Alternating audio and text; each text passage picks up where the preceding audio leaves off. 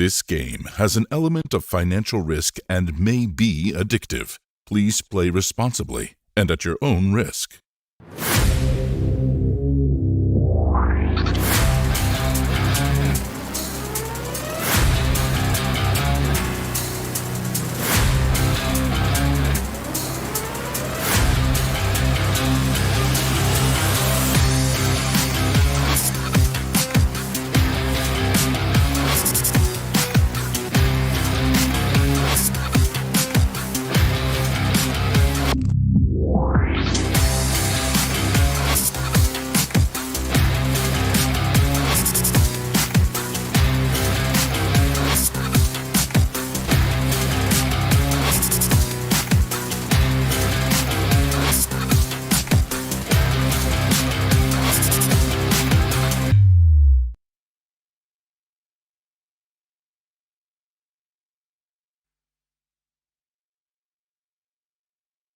This game has an element of financial risk and may be addictive. Please play responsibly and at your own risk.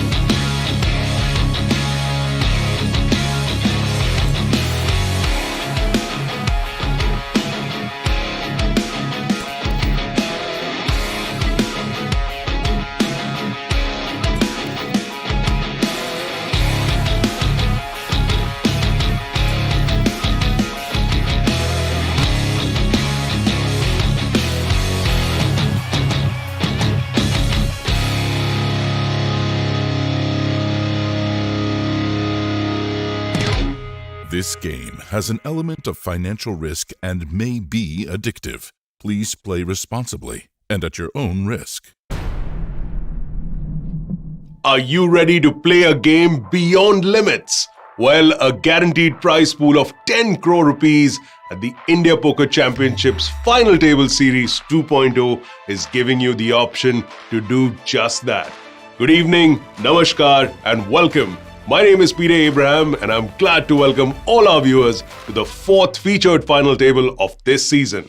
And with a buy-in of 16,500 rupees, the big game has a big guaranteed prize pool of 85 lakh rupees. And this massive prize pool attracted a massive entry of 543 entries, and so the final table is going to be absolutely action-packed.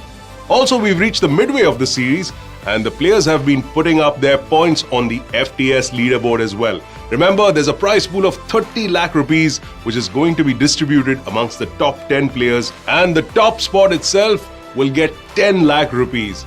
And right now, Ankit Bajaj, aka On My Mac, is topping that FTS leaderboard.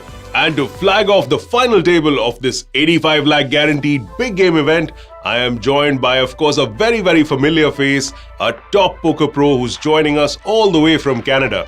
Although he is originally from Idaho in the United States, we have the poker wizard of the international waters, Kevin McPhee, who is joining us on this live stream.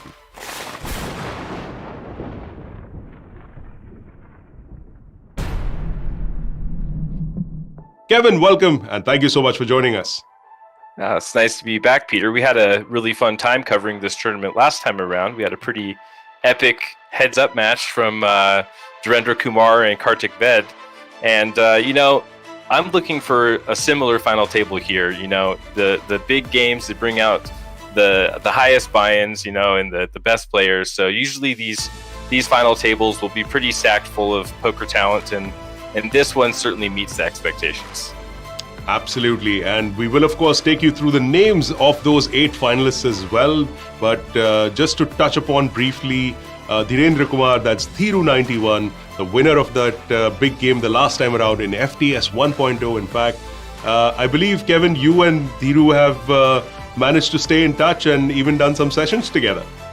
Well, yeah, I was really impressed with his heads-up play against Kartik, and he made another final table, and I kind of noticed, and it was around his birthday, so I messaged him on Facebook just to wish him a happy birthday, and we got to chatting, and we ended up studying a little bit of poker together on my Discord, and even got some of his friends involved as well, including our chip leader of this event, Goonjan Mall. So pretty cool to see some people I've studied with making the final table. I'll definitely have a rooting interest. I know these guys are very good players, and so yeah, it's nice to have a friendship blossom out of the pandemic. So that's been kind of a cool aspect of doing this. One of many cool aspects.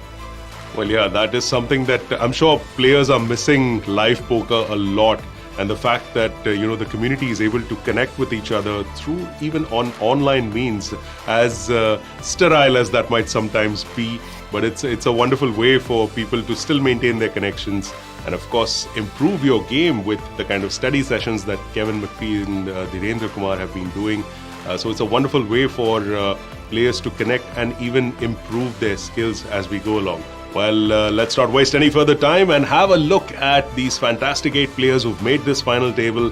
Up top, you've got, again, all of these names. Most of them are familiar to the players on the Indian context. There's gmtesting, that's Goonjan Mall, who's playing as gmtesting, and he's got the biggest stack of them all, almost 60 big blinds. That's 3.5 million in chips that he's playing with. Goonjan has a number of finishes and titles to his credit. His latest one being the runner-up in the IOPC July main event, where he won 26.5 lakhs. So this is just going to be one more feather to his cap. And I think, Kevin, you've seen Goonjan. You mentioned the fact that you've studied with him along with Dhirendra. So it should be something that, your thoughts about this particular chip leader and his style. Well, I mean, he's an up-and-coming talent. I mean, he takes a very academic approach to the game. He's always constantly trying to improve, and he has a fierce passion to constantly keep playing. I mean, that's a winning formula for any professional poker player, just the willingness to constantly improve. And you see him coming with chip leader here. I mean, that's just a testament to how much work he's put in. And honestly, he's one of those players that probably got hurt pretty bad by COVID, because he was about ready to blow up on the live scene, in my opinion. And, you just don't have the opportunity for these live poker tournaments right now. And so we're gonna see these guys honing their skills online, putting work in the lab. And I know he's been doing that, and now he's reaping rewards. So kudos to him. It's nice to see people that work hard have some payoff for it. But, even with chip lead, we haven't had any chip leaders that have come in and won a tournament yet. Well, that academic approach, as Kevin McPhee says, that Goonjan Mall brings to this final table, it certainly paid off well for him. He's sitting there with 60-odd big blinds, and I'm sure he's going to do his absolute best to reverse the trend of these chip leaders not going the distance. But he should not rest easy, because snapping at his heels is a well-known player in his own right. Lol, this guy, that's Arjun Pasricha, who's got a stack of 2.77 million in chips. Arjun, of course, has won the Spartan Millionaire and the FTS 1.0 main event as well. So, lot of titles to his credit, and he's certainly been at this big stage, Kevin. So, certainly going to be putting enough pressure from his end as well. Well, it's an unforgettable screen name, that's for sure. And definitely, I know for both of us, one of our favorites. And I mean, with the titles he has, I mean, this is what you're going to see in these big games. You're going to see, the regular names that we've seen at other final tables already coming back for more. And I found him super fun to watch last time. He really mixed it up well. It's hard to put him on a hand, and I think with 46 big blinds coming in here, I mean, we should be buckling up for a fun ride, because this guy definitely gets after it, and he's a lot of fun to watch. Well, I'm sure he's going to keep at it. We've seen some fantastic play by a lot of these players, so I don't see any reason that they will stop now that we are in the middle of the schedule of this FTS 2.0. But again, snapping at Arjun Pasricha's heels is the Batman. That's right, Vivek Rughani playing as Poker Batman 27. I love that name. I love Batman. So Vivek Rughani, he's playing as Poker Batman 27. He's got a little over 2 million in chips. Vivek has done extremely well for himself. One of those grinders from the circuit who has got numerous titles across various platforms. And of course, he's not been a slouch in the live space either, having finished in 88th place. One of the top finishes by an Indian player in the WSOP main event back in 2018. And again, making that even more fun is the next player on our list. That's Pulkit Goyal playing as champion player. He's got 1.8 million in his stack. And Pulkit, of course, won a title at the WSOPC, the 5th title, in fact, in the PLO event. We're playing Texas here at the FTS tonight, but the title that he won was a PLO event, $82,000 plus, of course, that WSOPC ring, which was fantastic, a fantastic achievement for the Indian poker community as a whole. And Kevin, in fact, Pulkit has gone on to win a car from Spartan Poker back in the day when he topped a particular series. He won one of those Jeep Compasses, if I'm not wrong. So, wow, definitely a very rock-solid player here.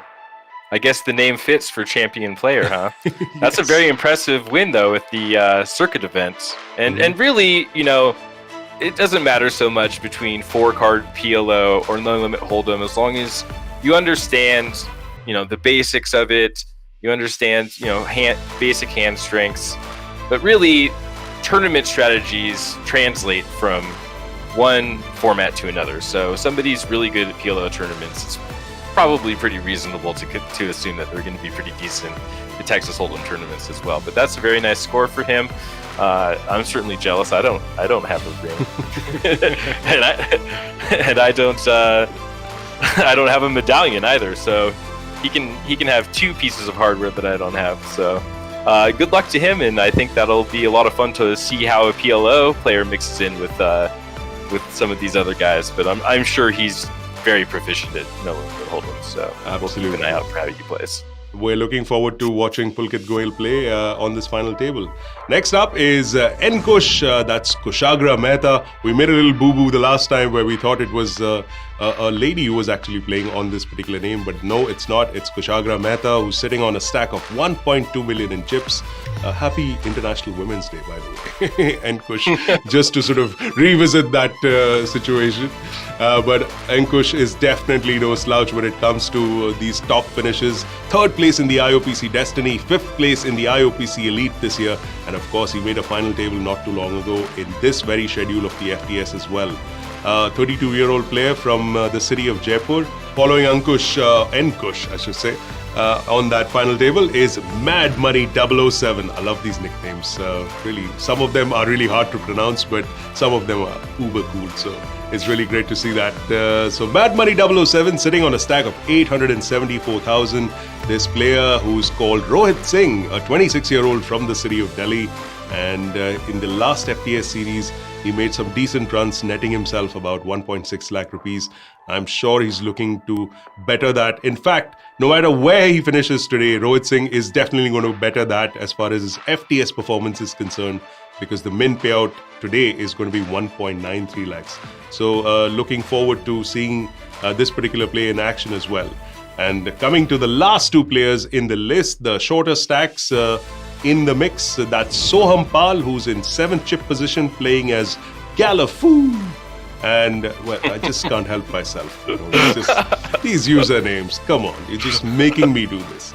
So Galafoo, that's Soham Pal with a stack of 712,000 in chips. He came 2nd in the Spartan Elite for 3.5 lakh rupees not too long ago. Playing for the last 3 years and based out of right here where we are in Goa, this 24-year-old player.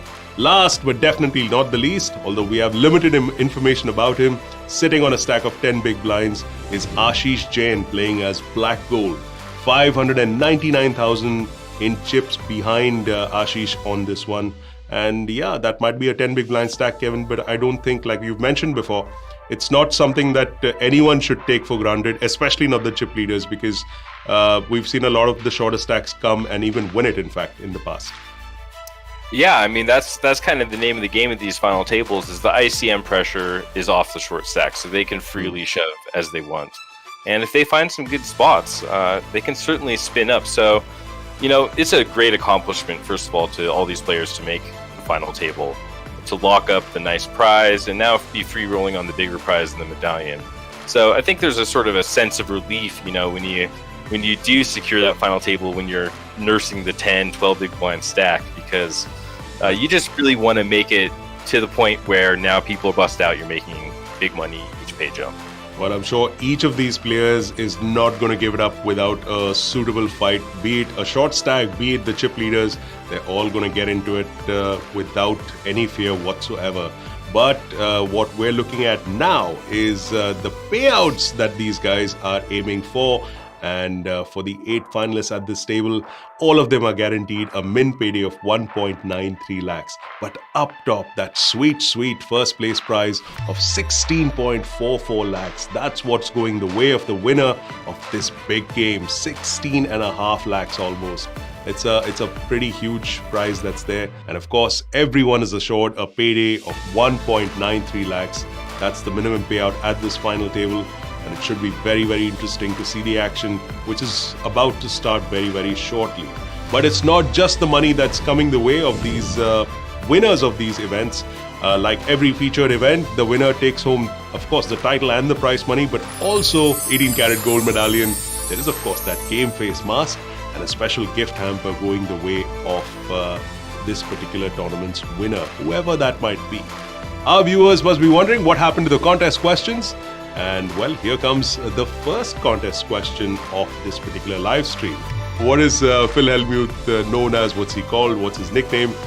Make sure that you get your answer in there in the comment section along with your Spartan Poker ID. Tag 3 of your friends. And if you get it right, then you could win, well, 3 of you could win a free ticket into the 3-seat guaranteed satellite to the FTS main event, Day 1A. And remember that FTS main event, 2 crores in guaranteed prize pools. There is a serious amount of prize money to be played for. That satellite that you can win a ticket for will take place later this evening at 9 p.m. So make sure you get your answers into the comment section. And who knows, we could be doing a live stream commentary on you. So make sure that you get the answers to your questions in there as soon as possible. Well, Kevin, our finalists are now ready. The 8 of these finalists getting down to the battlefield, so to speak. So it's time to flag off this 85 lakh guaranteed big game tournament for that up top prize of 16.44 lakhs and yet another medallion. I'm sure Sam is watching very, very closely. Well, I'm really excited for this final table, so let's get into the action and players, get your game face on. 10, 9, 8, 7, 6, 5, 4, 3, 2, 1.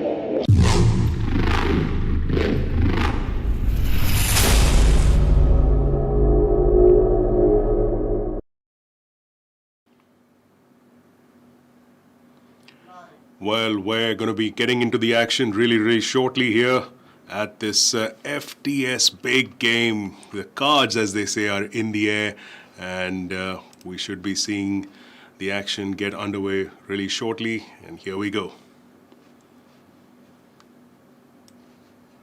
Yeah, we have some familiar faces at this final table. I'm sure you remember the screen name Lawless Guy.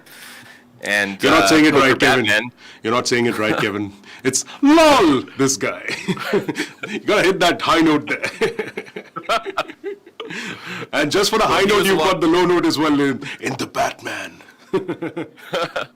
Well, Batman, of course, is Vivek, and I think he's a very well-known player. So there's a lot of really great players at this final table. It should be a lot of fun to see how it plays out. Certainly some conflicting play styles and some short stacks mixed in. So we do have some very short stacks, though, so our eyes immediately are going to be on those short stacks to see if they can double up, maybe get some shoves through, try to accumulate a few chips. Mm-hmm. And in fact, speaking of the short stacks, that's Soham playing as Galifoo, and he's got 712,000 in chips to begin this final table. Some of those chips have just gone into the blinds where he's at right now. And the shortest stack when this table began, Ashish Jain playing as Black Gold. He had just under 600,000 in chips. But yeah, I like the point that you made about, different kinds of stacks and different kinds of playing styles. So we should be in for a pretty interesting ride, Kevin. Yeah, and we saw Black Gold take an unconventional approach there, 3xing with 8-9 off on about 10 big blinds and be able to get it through. And here we have a pretty interesting confrontation with the 9s versus 10s, cutoff versus button. It's kind of hard to imagine that these there's not going to be some chips going in the pot here. But Absolutely. With the ICM considerations, champion player just decides to flat with the 9s. I like that play. You don't want to bloat a pot. You don't want to get called by only better hands. And wow, Yeah. top set on the flop. Pretty dirty flop for the 9s. You're certainly going to be peeling one off here with 9s. I mean, that's kind of the flop you're looking for. The last thing you want to be up against is top set. But we do have some back doors here. 3 to a straight. I'm sure he's going to peel one off. It'll be interesting to see how this turn goes. Yeah, champion player, that's Pulkit Goyal. And of course, lol, this guy, Arjun Pasricha, been there, done that, winner of the FTS 1.0 main event. He ain't going anywhere. And that's a really interesting turn card that we're seeing for champion player. Yeah, he does turn the backdoor straight draw, so I think this is a really good spot to check back. I certainly can't blame the 10s for checking the turn. I mean, you should have the deck killed here at this point, unless your opponent has a random 9 or spade draw that you need to protect against. But we are going to see a bet here from the 9s. Yeah, I think that you're just like worried about some overcards coming off, so he's just trying to protect his hand, thinking he has the best hand here, and he's going to really be running into it here. So it'll be interesting to see if this guy check raises here or just continues to slow play. I would be inclined to check raise when the board's getting so wet. You know, It's pretty coordinated right now, and you don't want an action-killing card coming off. So yeah, we do, in fact, see the check raise. It's a really healthy pot at this point in time. 1.5 million in the middle there. Yeah, I mean, he needs to call 4.2 to win 15.6. So, but only one card to come.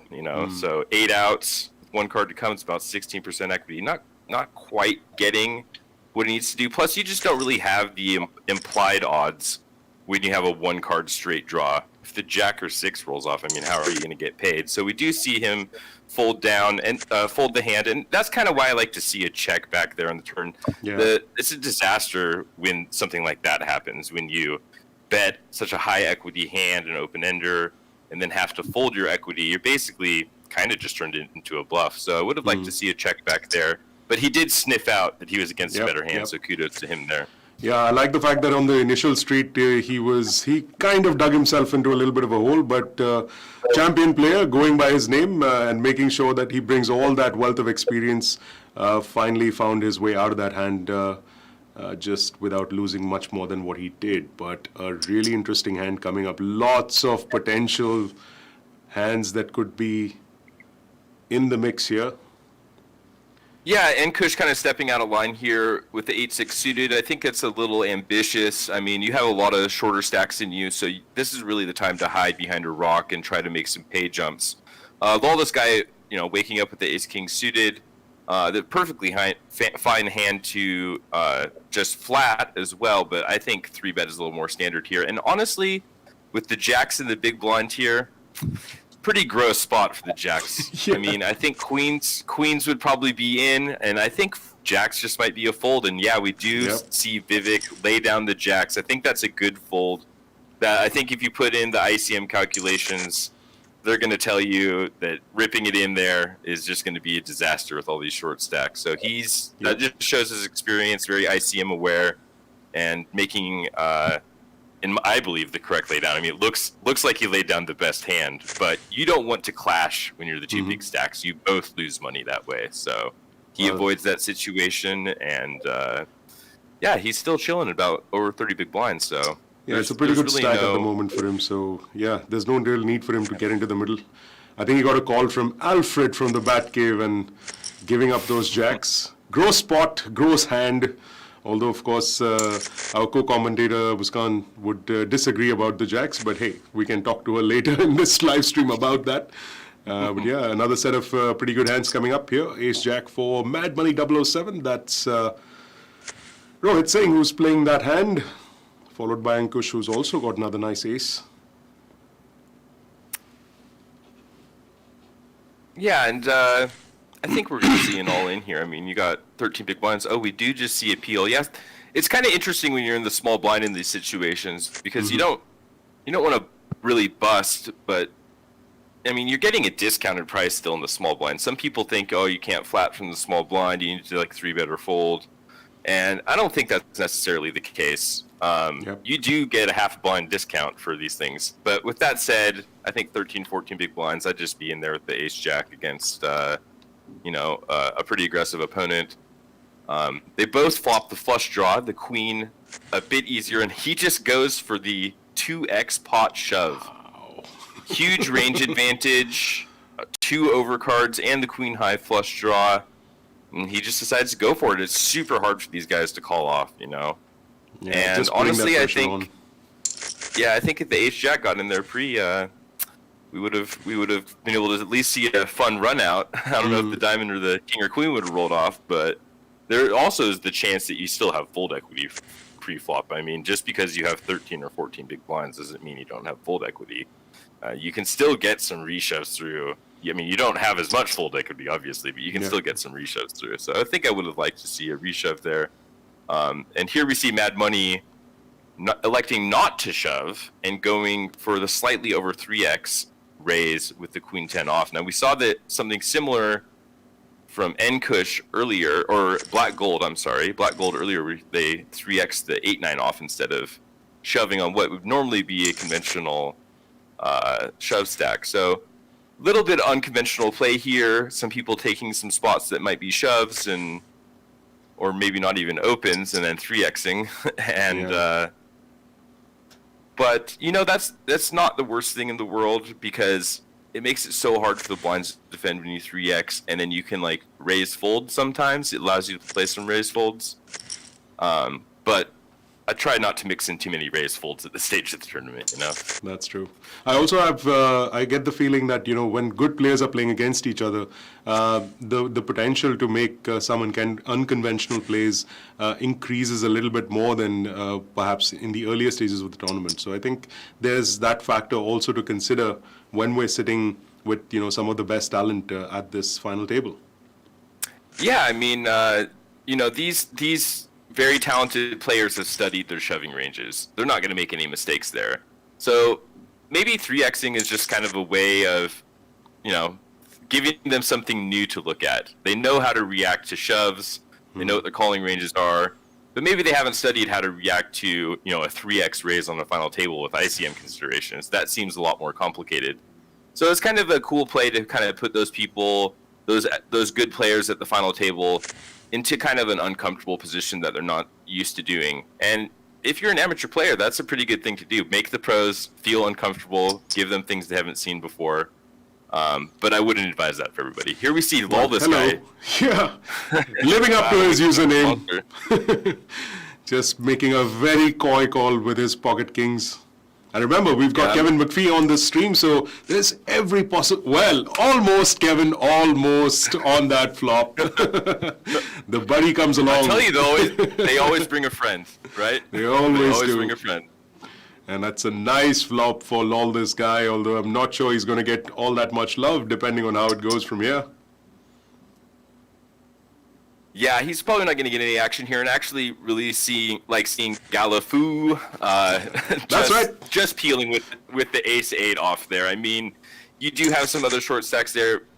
Peeling is still profitable. I know traditionally you would just be like, oh, an ace versus a button raise and 10 big blinds, I'm in. But I kind of like just calling there, seeing a flop for 1 big blind. You're getting a great price, and then also, if you do just check fold, you have more hands to allow people to bust before you. So I like that line here. The queen 9 suited versus the ace king. This could very well get in. GM testing, that's Goonjan Mall getting up with a nice hand. It's been a while since he's been playing something, but there you go. That ace king pays off in a big way, and we have the first casualty of this table here. Galafoo, the nice username of Galafoo is our first casualty, and that's Soham who's taken 8th place, and he goes home with a payday of 1.93 lakhs. Well played to the young man. It's quite an achievement to come through a field like this, but like they say, close but no cigar, and Soham Pal will have to contend with that prize money that he got. But onwards and upwards for the rest of them, the prizes just got more better for the remaining players here at this final table. Yeah, and that's a big hand for Goonjan Mall.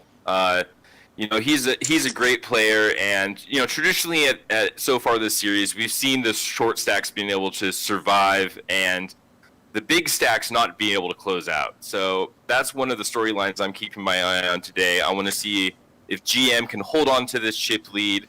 And right off the bat, we see Lawless Guy and GM Testing both chipping up quite a bit, and you see some hurt going on these middle stacks.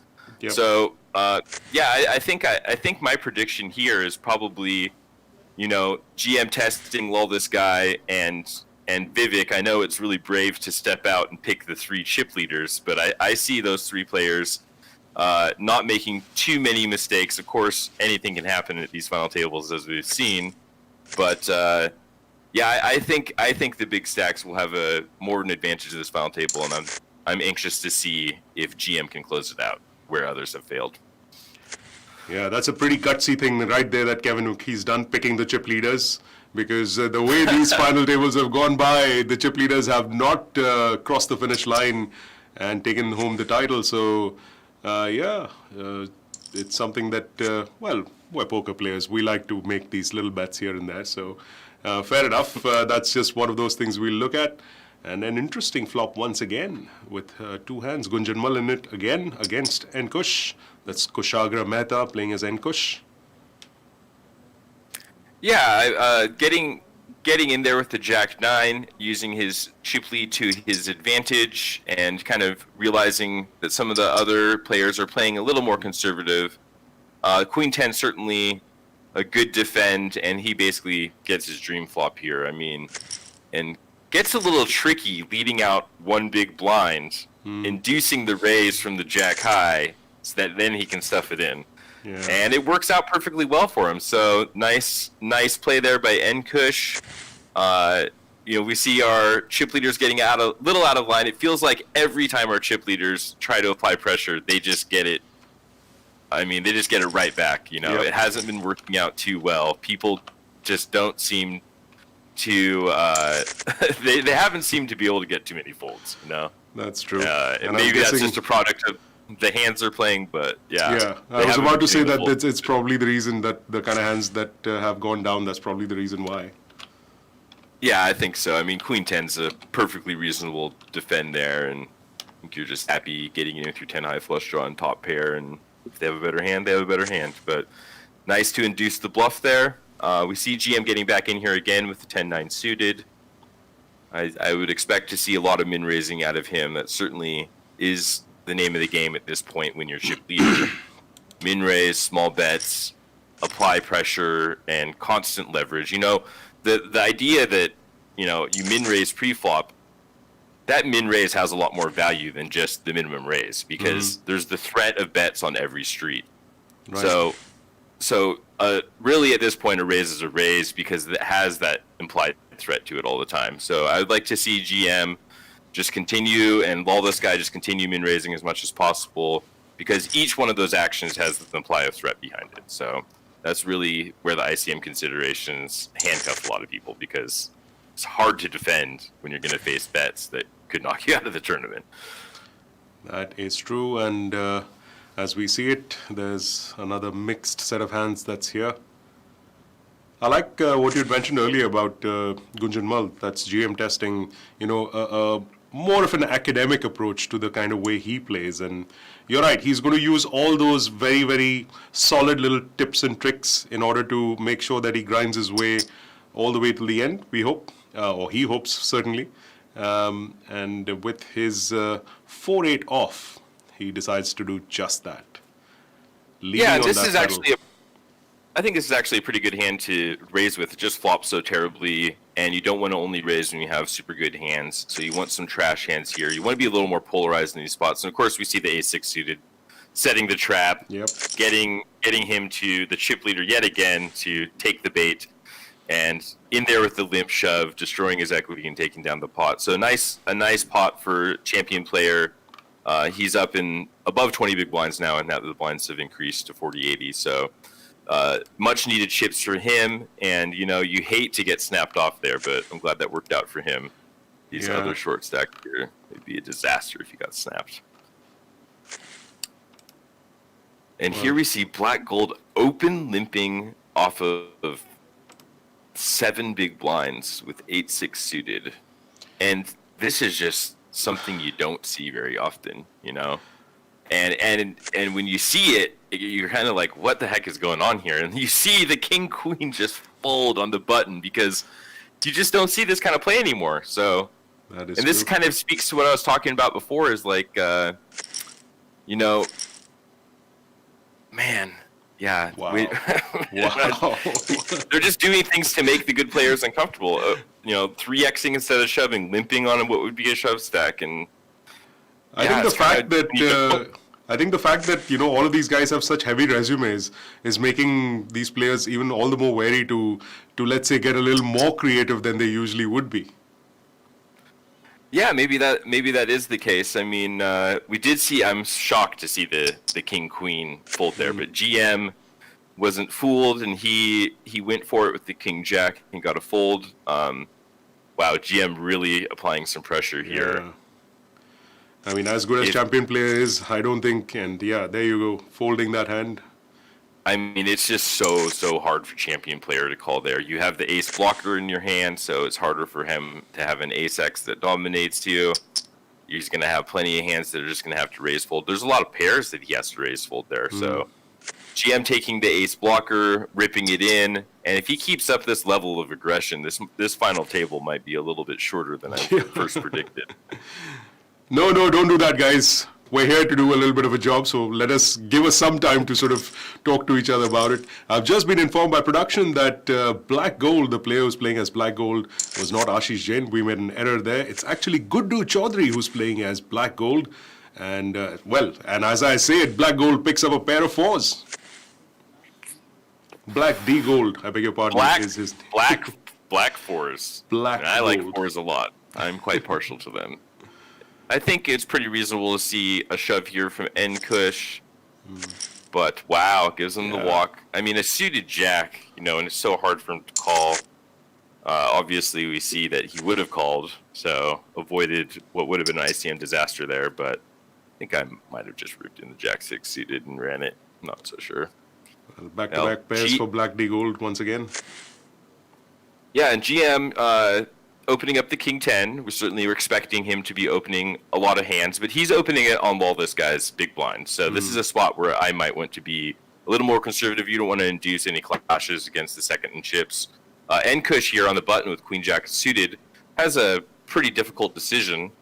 Probably playing about 13 big blinds, 13 and a half big blinds.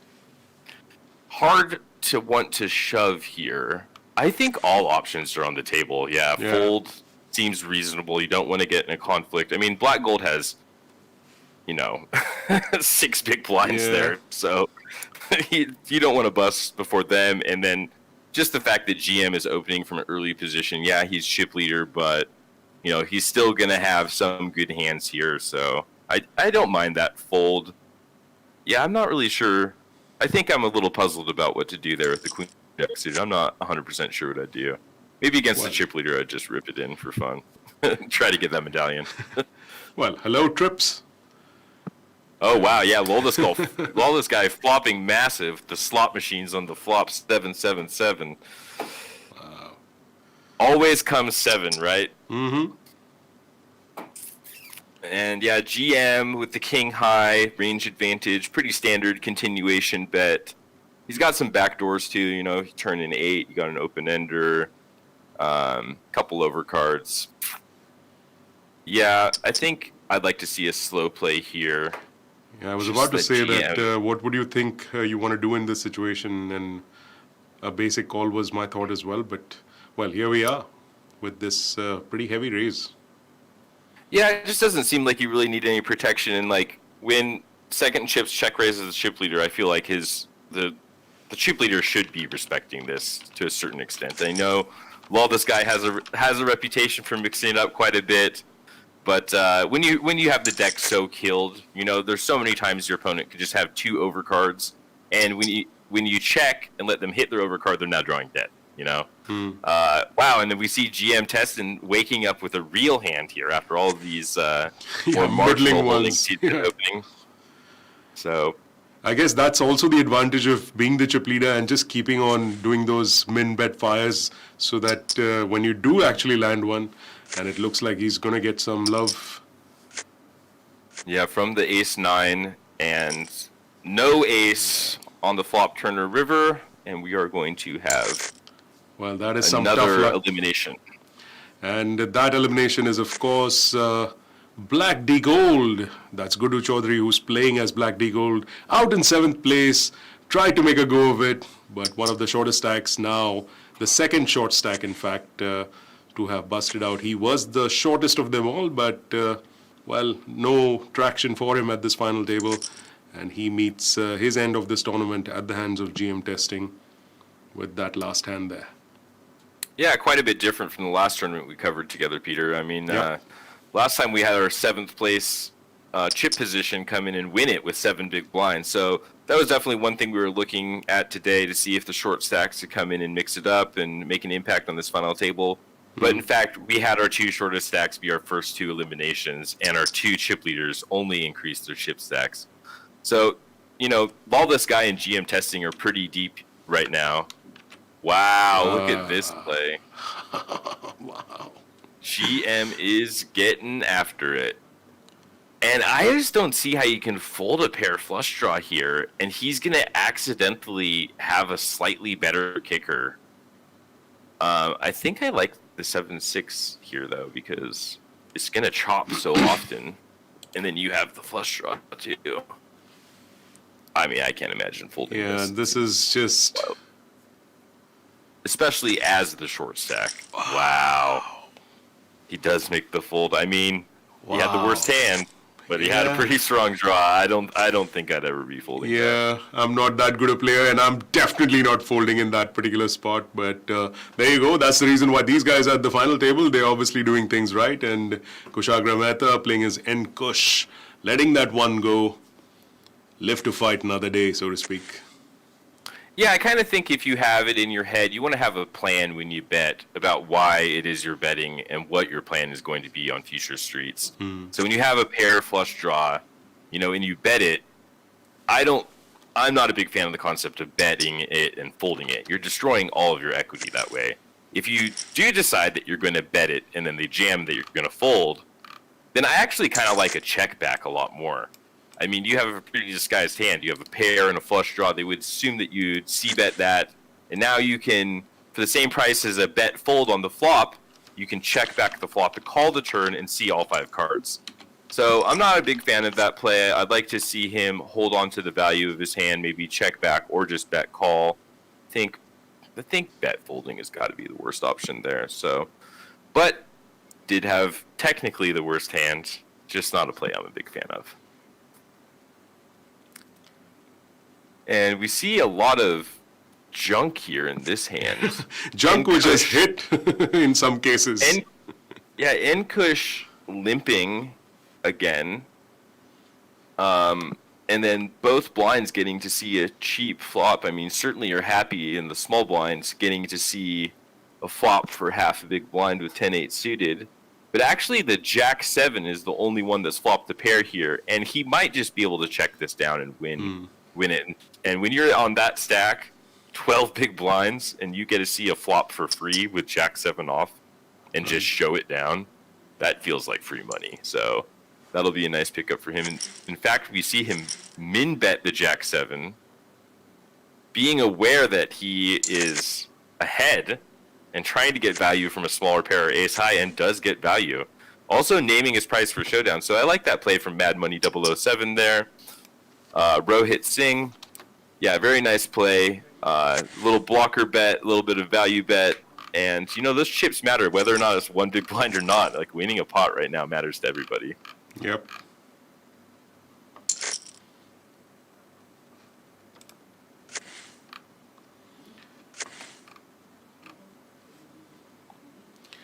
Well, I've just been told that we have a special guest who's going to join us in commentary, and I'm delighted because this is one gentleman whose play impressed a lot of us the last time around, and I'm quite delighted, as is Kevin McPhee, of course, because they've had several conversations after that as well. Well, he's a rising poker star from India. He won the same event the last time. The big game was won by this gentleman in the debut edition of the Final Table Series 1.0, of course. And let me tell you, he satellited his way to the final table. And so far, this young man has scored 60 titles and more than 1.3 crores in earnings. It's a nice place to be. It's a nice situation to be in. Let me welcome Dhirendra Kumar, aka Dhiru91, onto this live stream. Dhiru, welcome to the show, my friend. Yeah, hi Peter, hi Kevin, how are you doing? And thank you very much for inviting me.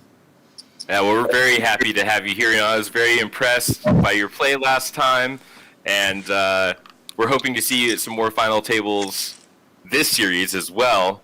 I'm certainly anxious. It's been a lot of fun doing these series, and one of the silver linings was being able to forge this friendship with Dhiru here. And, I reached out to him after the last series, wished him a happy birthday. We got to chatting. I was like, if you ever want to study some poker together. So we've done a few study sessions on my Discord, and you even brought one of the players at the final table into the group, right?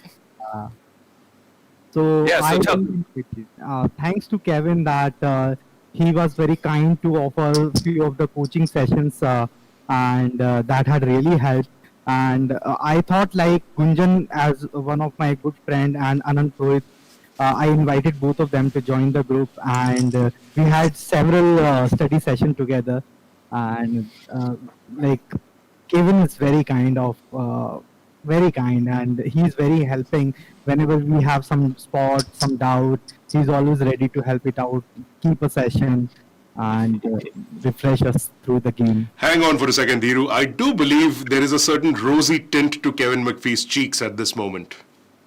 I see some pocket aces over there. Well done, sir. Diverting all that attention away. Fair enough. All right. Before we get into some more of this fun commentary, let me remind our viewers of that contest question that we asked you earlier. What is Phil Hellmuth known as?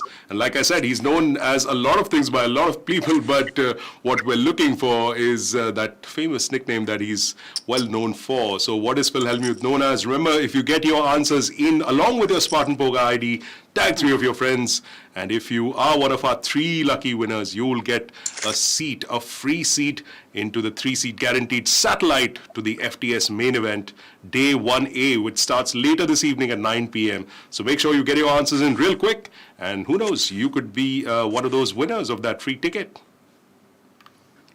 And back to the action. While you were talking, Peter, GM ripped in the ace-5 small blind versus big blind, pretty standard shove.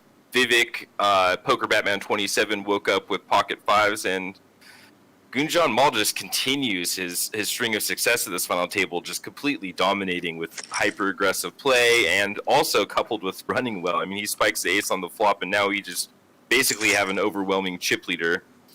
But yeah, I'd like to get back to what Dhiru was talking about. I really enjoy studying poker. When I see people that are passionate about it, that I respect, I just like to have a meeting of the minds so that we can talk about it. Also, I wanted to get more familiar with the Indian poker culture and the Indian poker atmosphere, and these guys have really enlightened me to, they come back and they bring hands and we discuss them, and we're talking GTO strategy, and then we're talking about how to kind of implement that into the meta game, because there's a lot of people playing far from GTO, so how to extrapolate that into exploitive play. And GM and Dhiru both have brought a lot of value to the table. So not only have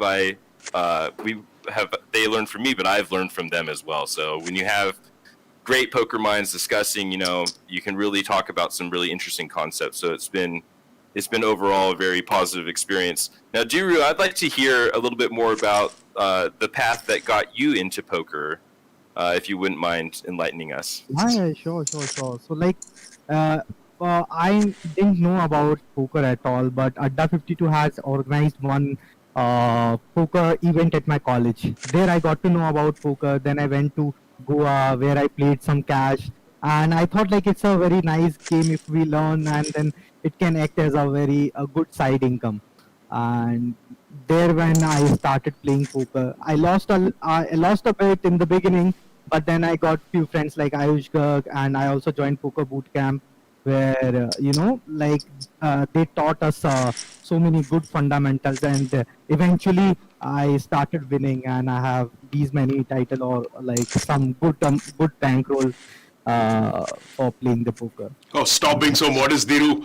What is some? That's a lot. 60 titles, 1.38 crores. Come on, man. You're making the rest of us leisure players feel really bad with that kind of a run. But amazingly well played. We were super impressed the last time we saw you at this final table. And just the way you kind of, went through the field was pretty amazing. Just a reminder of the payouts that have happened. In 8th place, Soham, who took home 1.93 lakhs. Guddu Chaudhary, who was Black D Gold, next to go with 2.72 lakhs.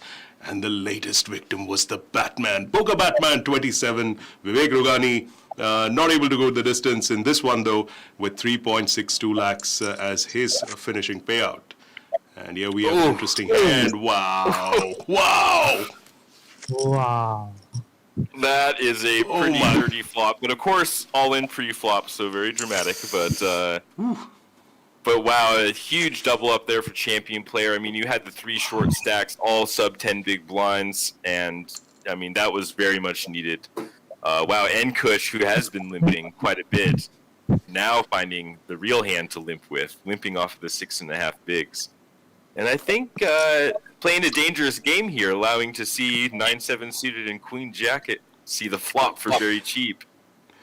But it is going to work out this time. Yeah, we've seen Kush open limp 8-6 suited on 7 big blinds, 3x the 8-9 off from the cutoff, and definitely some unconventional play, but sticking around and surviving and laddering up. So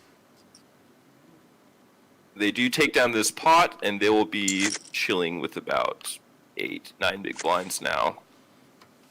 And personally, I think the King Jack is good enough to shove here. Little awkward with other stacks similar. What do you think, Dhiru? Would you be shoving the King Jack here? Definitely. But I'll tell you one funny story which like you guys don't know about Enkush and Jain testing chemistry. Yesterday or maybe day before yesterday in Challenger event, we were on the same table, and this guy, like he was shoving every hand 50, 60 bigs, 100 bigs, and every time Ankush was winning. And in within 30 minutes, GM testing has taken around 15 to 16 rebuys in Challenger. And he was like, God, like, why? What is this with poker Spartan Baba? He is not letting me any flip against Ankush, and he was very furious with him. So there is a very good chemistry between these two guys. Yeah, that's funny. And well, we see GM there punishing the limp. I mean, he just ripped it in with the Queen 7 off. Yep. So being super ICM aware, recognizing, maybe watching the stream on delay, realizing that he had open limp the 8-6 suited there and just taking any limp as a chance to jam. So, Dhiru, you won this event last time around, and I'm sure you were very excited for a chance to repeat. Can you tell us a little bit about your experience in this tournament this time around? This time I'm chasing a leaderboard, and currently I'm at a little bit good position in 13th with 1300 points. Yesterday also I tried big game and all other 2 events of FTS, but unfortunate part was I lost my aces with 8s. And it was like a chip leader pot, and then I got busted around 45 or 50. But still I'm trying my way out. In Challenger, in the Challenger event, I bubbled the FT. Otherwise, you would have seen me in final table. But that's okay. I'm still trying. Today, there are 3 more events left for FTS. So, yes, humble brags by Dhiru91.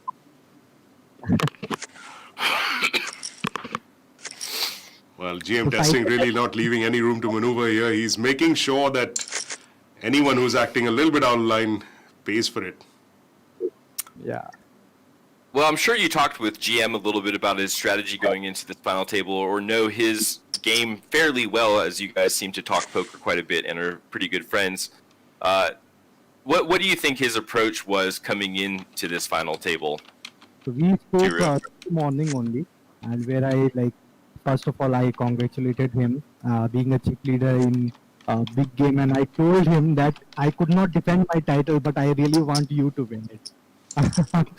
So I'll be more than happy to see him shipping this event, and he's he has enormous amount of experience with final table, with all sort of final tables, be it super high roller, or medium stack. So I don't need to discuss any strategy with him. He's amazing chap, and with lots of experience and theoretical aspect of the game, which is you will find very rarely in today's industry, only in few people. So I'm sure he is going to ship it, and his game would be play aggressive and play the ranges and don't mess up with another chip leader.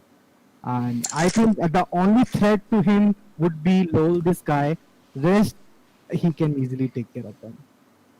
Yeah, I would say Vivek would have been a pretty big threat had he been able to secure the double there against GM testing. I mean, he would have had position on him. It would have evened up the chip stacks a little bit. Of course, GM spiked that ace and knocked out a very difficult player. And yeah, we see LOL, this guy, just ripping in 22 big blinds with the ace queen suited. I guess worried that GM is just going to rip on him and he doesn't want to have to call off. Being aware of the ICM considerations and seeing how much GM is, how many hands he's playing. I mean, he's just playing so many hands right now, really applying the pressure. And we haven't seen this yet. You know, we haven't had a chip leader come into one of these events this series and win the event. So that was one thing I really wanted to come in, having studied with GM and knowing that he's a very good player, and him coming with the chip lead. That was the storyline I wanted to see today. If the chip leader could, in fact, come in and apply that pressure, continue accumulating chips, and eventually take down the title. And I just don't see how we're going to see GM fold here. It's only 4 big blinds more. He will be more than happy. Oh, again, now he will be cursing that why Sparky, why I can't win any flip again and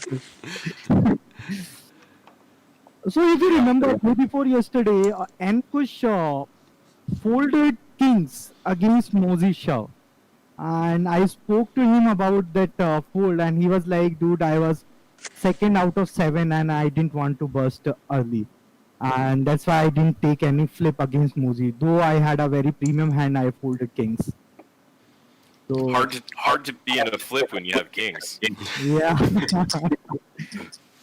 And I guess Mosey knew about it, that he will fold a lot, and that is the reason he shoved ace-4 off from big blind. And we're Yeah, seeing we a have an pretty big interesting hand. spot here again, and Kush open limping about 14 big blinds here in the I know he's good. cutoff. GM going for it with the floors and gets the better hand to fold. Oh man. Wow. Yeah, GM is just getting after it. This is quite the masterclass we are watching right now. Well, you guys have been talking a lot of strategy, and I think it can only get better. Although I think, Dhiru, you're looking a little too comfortable where you are right now, so I'm just going to disrupt that a little bit for you with our next panelist. While I go get some coffee, I'm happy to introduce the next commentator who's going to replace me for a bit. That's, of course, the lovely Muskan Sethi, who's going to join us on this live stream. Welcome, Muskan. How are you doing today? Hi, I've been watching you guys, and it's a lot of fun. You're so right that if there's anybody on this final table who can give GM testing a run for his money, it's going to be LOL, this guy.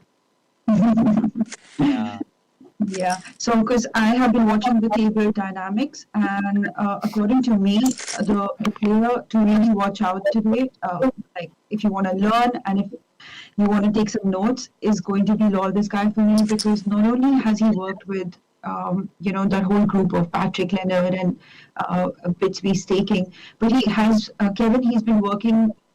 He does at least 5 sims a day. And he's very disciplined. He runs hands on not just HRC, but even like, all sorts of. So when I don't have an access to a software, I actually call him, and then he'll be like, I fold. And I'm like, oh God, if he folds, then I'm sure it's a fold. And I don't think he's ever been, wrong in those situations. So for me, in fact, last night itself, I was reeling him when he was running deep, because I wanted to see how he plays, especially his end game.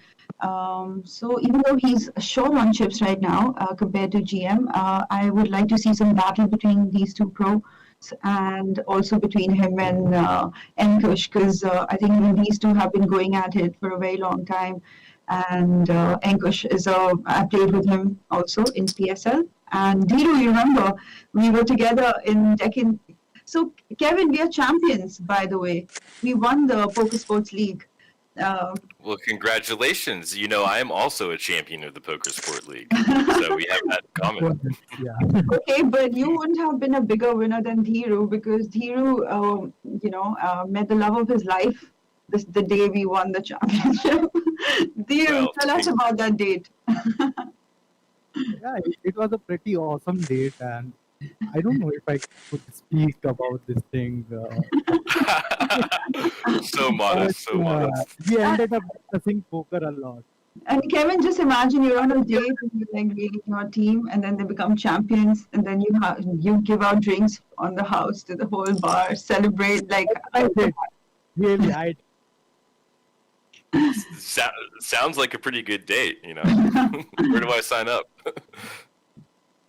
Yeah, that's the PSL is just so much fun, that I met so many wonderful people when I was out there, and you guys, really, the Indian poker community is so wonderful in the way that you guys all seem to work together to promote the game. And everybody seems to know everybody, and there might be a little rivalries or an MMA fight that breaks out every once in a while. but overall, I just love the sense of community you guys have. When I came out to play, and boy, the PSL was just so much fun. I mean, a tournament you get to play as a team event, and then little wristbands that'll get you to drink for free on the boat all night. Yeah. It was a pretty good time. Yeah, Kevin, I mean, it was so nice to see you. It was like an achievement for us, the Indian poker community also, that the international pros were coming and becoming a part of it and taking poker in India seriously. And ever since then, we've been helping out the boys. So thank you so much, on behalf of everyone that you've helped. And yeah, I don't see what's happened. Oh, okay, perfect.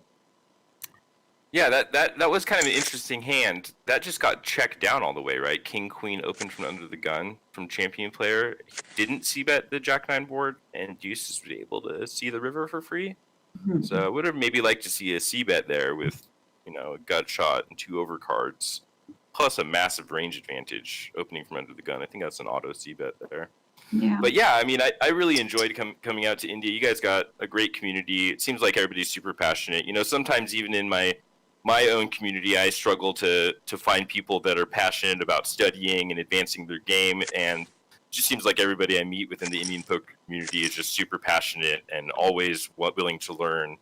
And I mean, that's the number one skill in poker, in my opinion. You got to be passionate and you got to be willing to learn. Little humility to go along the way to understand that you don't maybe play perfect, and that there's always something to work on. And I've just seen that sort of ethos from every Indian player I've hung out with. I've become quite close, with a lot of my teammates, Abhinav Iyer, Dirty, Nikita, who helped organize the PSL.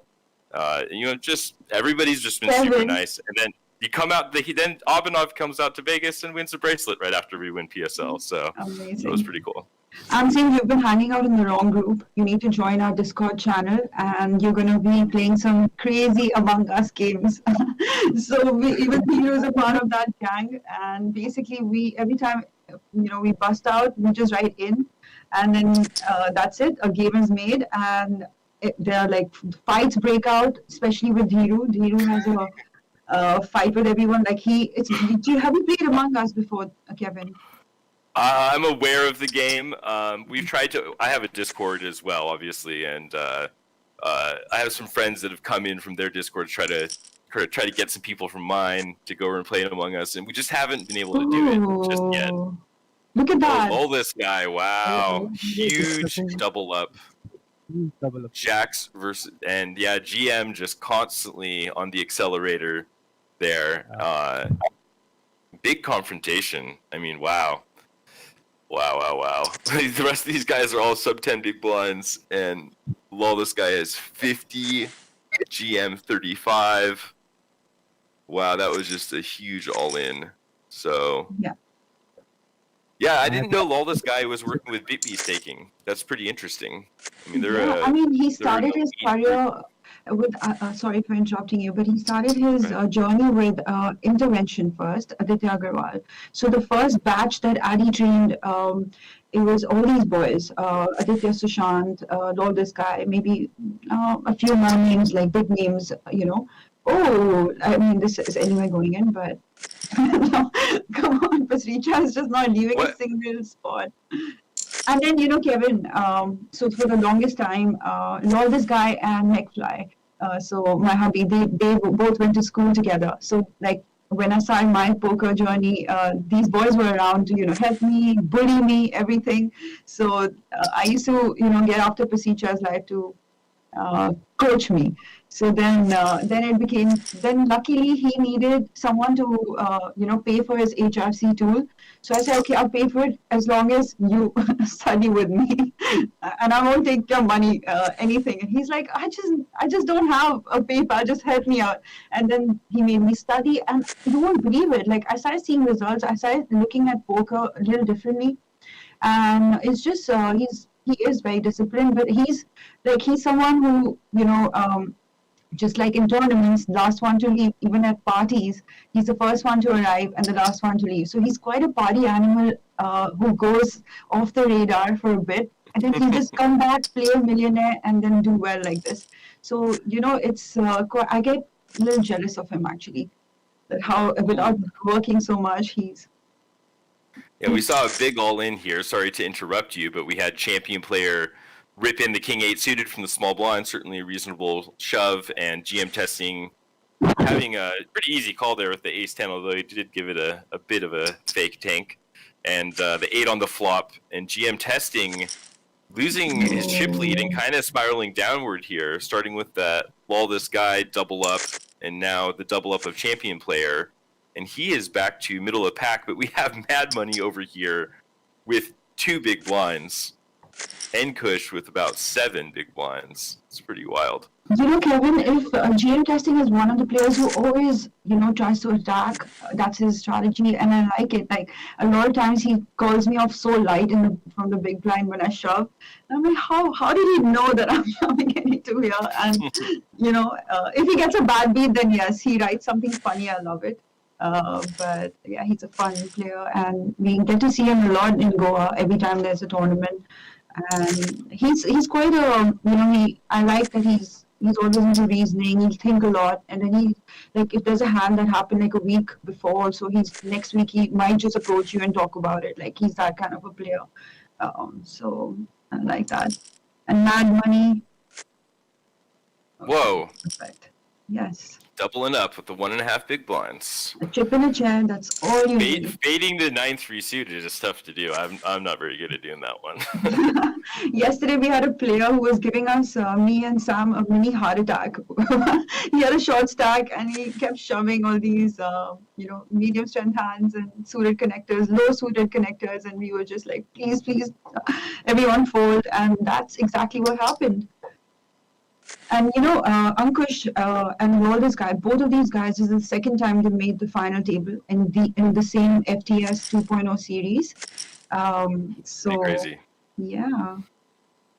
Pretty nice accomplishment for sure. Yes. And Ankush's name is Kushagra Mehta. This boy has been putting in a lot of work lately. But he's got a different style, and I like it. And let's see, let's see more of good poker from him. I know he's a little unconventional again, but that's cool, right? Yeah, we see one more player bust here with Rohit Singh going out in 5th place. Mad Money 007. He hit the 8 on the river, but it completed GM's flush, so we'll see him be the 5th place finisher. Very short stack, but he laddered up some, so I'm sure he'll be happy with the result. Interesting hand distribution here. GM testing is definitely going to be open the ace-6 suited. Lull this guy at around 30 big blinds. I think you can just shove this hand. It is so hard for GM testing to call. I think this is probably a pretty standard shove. So you said that lull this guy studied under Adi intervention, right? Yeah, intervention. Then he joined Bitsby for a bit, and then he has been putting in all the work himself. And the player that he lost, Mad Money, yeah, he was anywhere he came in this table like really short. He had 15 bigs. So for him, it's quite a good ladder. I mean, he managed to jump up a few places and played some solid poker. Yeah, for sure. And here we have an ace versus ace blind versus blind. We're going to see a raise and a shove, and I think it's pretty hard ace 4 to pull off here. Yeah. We do see a fold.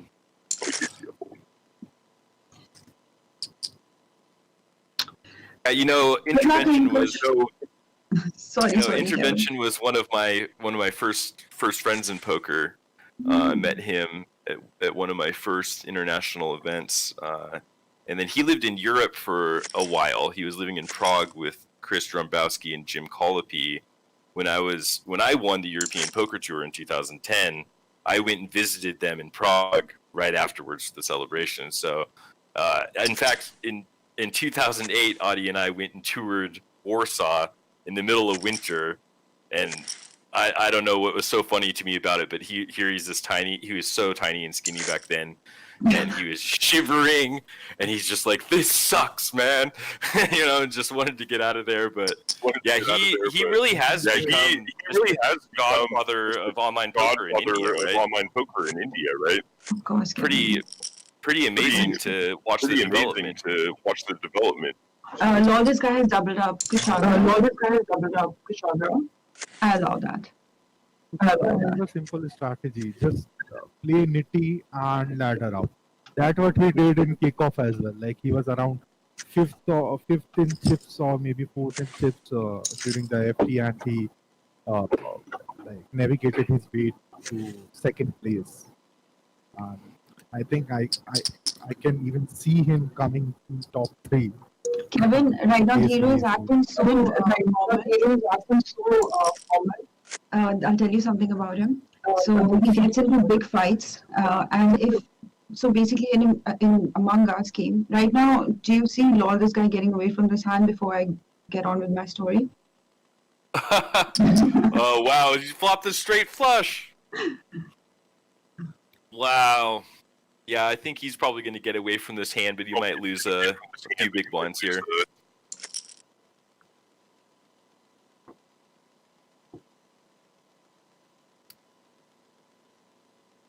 Wow. Must be nice to just flop a straight flush and have the guy to lead into you, eh?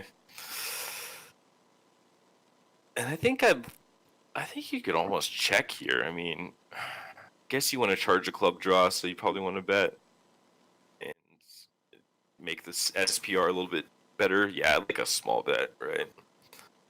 Yeah, so he goes with about third pot.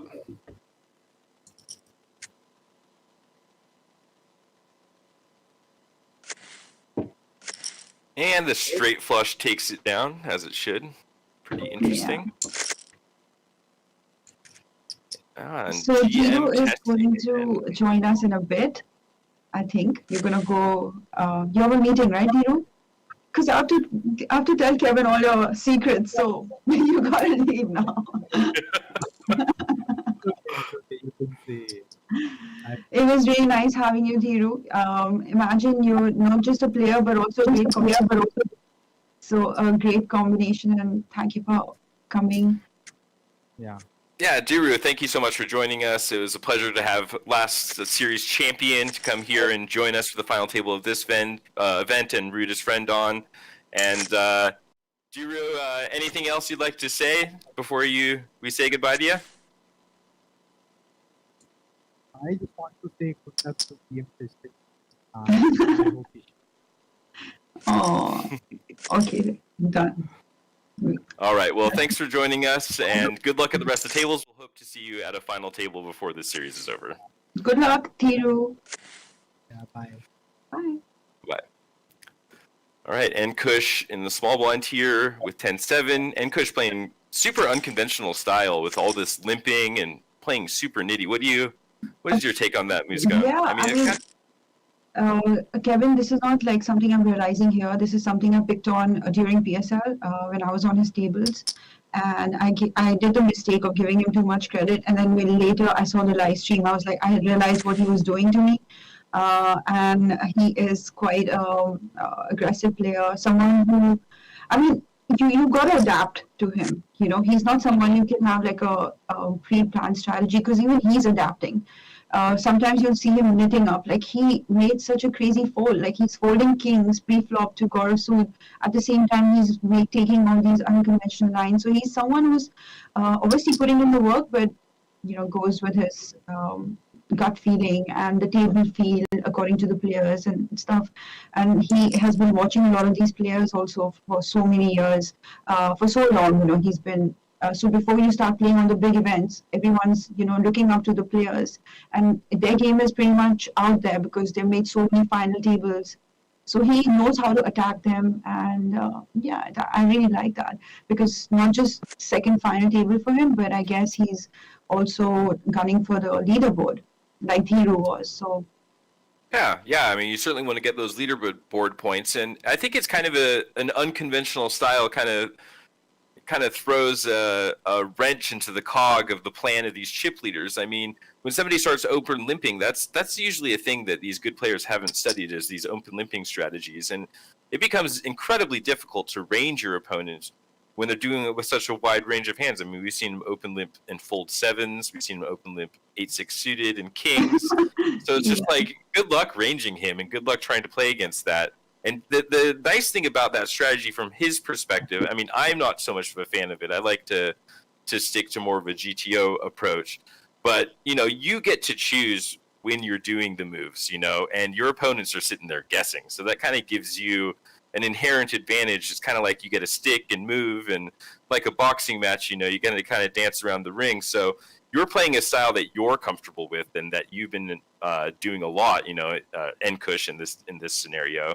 And then the other players, they don't play that style every day, whereas you do. So they just don't know how to adapt to it.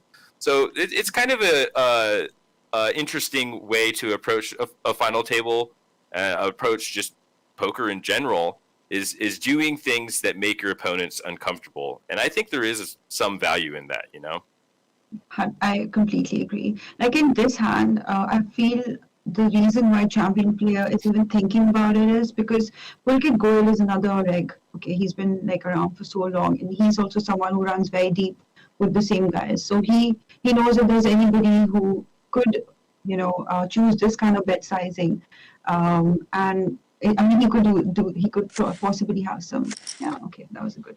Yeah, and the sort of theory is people will oftentimes bet those scare cards when a king or ace rolls off on the river and you're facing a pre-flop raiser from early position. They're going to have an inherent rage advantage on when those cards come. So the queen nine, definitely worth consideration there. You have a blocker to the nuts, third pair, and would be expecting a hyper aggressive opponent to continue firing with some of his ace highs that he feels like if he checks, he's just going to be giving up the pot. So definitely worth some consideration there, but champion player does make the correct laydown. Maybe a little bit smaller sizing with such a strong hand there from GM. I mean, I'm sure he knows what he's doing. These guys have a lot of history, so I don't want to be too critical, but when you have three kings and the board's king high, it's like, what are you going to get called by if you bomb it, you know? I mean, up until that point, he hadn't put a check raise in. It's hard to think he has 2 pair or a set or something like that. So you just want to think about the range that you're targeting when you make these bets. And I think maybe a little bit smaller size there maybe would have been better, but I certainly am not going to question GM. I mean, he knows what he's doing. How do you know him?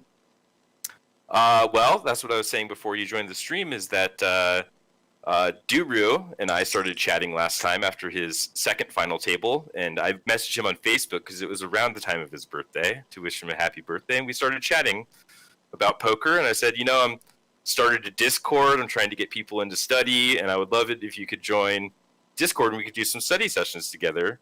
And we did a couple, and he started inviting some friends in, and GM was one of the friends that he invited in. So we've done a couple study sessions together, and I can tell you he is super clever. He's got a really good head on his shoulders, and man, he just, like, I'm really impressed with how sharp he is. Can you see that? I mean, hopefully...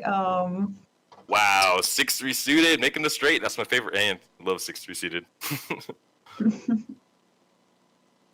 I mean, he's not going to get any action here, but... yeah. But yeah, any suited hand there, certainly worth to defend, and just happens to turn the nuts, but GM, for once, didn't fire and didn't have anything. So, Kush with the King 10 suited is going to shove it in here. And probably get some folds. Hopefully. Yes. I was just about to mention something about champion player. So he won the WSOPC PLO event for 82,000 USD plus a ring. How cool is that? Right. Yeah. We were talking about that with Peter earlier. That's a pretty nice score for PLO. I don't think I've ever had a PLO score that big, but from what Peter was telling me, he's more of a no limit hold'em and plays PLO kind of a little more casually, maybe not as studied at it. So pretty nice score. I mean, a WSOP circuit ring, an 85K score. That's pretty impressive. Certainly a big accomplishment. And it's just a shame with COVID going on that we don't get to see these players competing on the live circuit as well, because it feels like so many of these, big all-in, Kush finding the 10s, with the double up, GM breaking his monitor. Yeah, GM just swinging all over the place. You love to see it, a lot of action. But wow, he is still hanging in second in chips with sub 20 big blinds. So while this guy putting a little bit of distance, certainly has all the ICM pressure. I think we're going to see obviously a shove here from champion player with the ace 9 versus the small blind limp. Yeah. Plenty of incentive to just rip it in here. All of these pots matter, now you see champion player just slightly edges out Kush now and taking over third place. What is the bottom of your shoving range there? In the exact same spot? That's about 15 big blinds. Well, I mean, it's a little bit different with ICM considerations, but I think maybe the ICM considerations don't matter as much right now. I mean, I feel like I would kind of just play normal GTO shoving ranges there. So versus 15 big blind effective limp, I'd probably be shoving most of my ace X and strong king X, and some other. I'd probably trying to shove a more linear range, so not shoving any trash, trying to find some middle strength value hands to shove in, and it's like below pocket sevens. Yeah, I mean, I think I would rip any pair. Yeah, I would rip any pair. And I would rip a lot of king high, maybe even some queen highs there. But everybody has their own approach to these final tables. It's always the battle between, do I chase the title, do I go for the glory, do I go for the medallion, or do I hang back and try to ladder some more places and put myself in a position where maybe I can get lucky shorthanded, randomly take it down. We see Kush very much adapting this philosophy. He's just sticking around, limping, playing very protective of his resources in the stack, Oh, wow. Oh. Wow. So lol, this guy ripping in with the 9-7, getting there against the ace high, and we have our 4th place finisher. Lot of blind versus blind confrontations in this one, right? Certainly seems like it. So he has taken home. I'm just finding. Looks like he's taken home 5.9 locks. Wow. For 4th place. So congratulations to champion player on the 4th place finish. Very nice result, and hopefully we'll see him back again. And also some big points for the leaderboard. So yeah, always a consideration.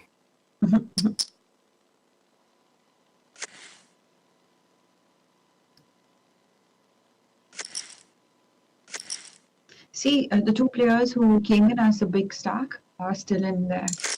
And they have been able to maintain their lead, which is something, so impressive. And also, like, they are so heavy on the experience, you see, both of these guys. So yeah, this was certainly what I was looking forward to, is seeing how the final table played out, and then getting into some shorthanded play with some, very, very good professionals, and getting to watch them with whole cards up navigate ICM situations and kind of, battle against each other. And then we definitely have that here with GM testing, and lol, this guy getting 3-handed here, and Kush kind of, just wow, we might see a call here, maybe, I don't know. Yeah, this is another HRC study spot.